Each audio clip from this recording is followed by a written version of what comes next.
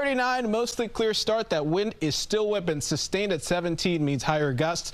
We got one system departing. Another one on its heels moves in late tonight. We've triggered a yellow alert just because we think we get a little bit more snow out of this. Slippery roads, the primary concern.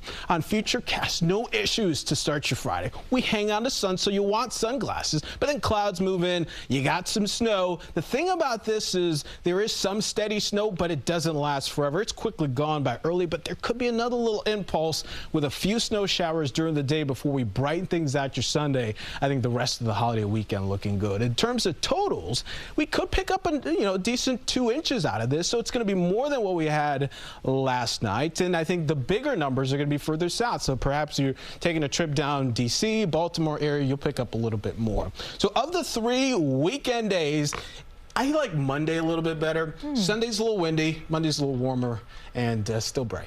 Just the fact that it's a 3-day is not. Yes. Maybe not for us. Right.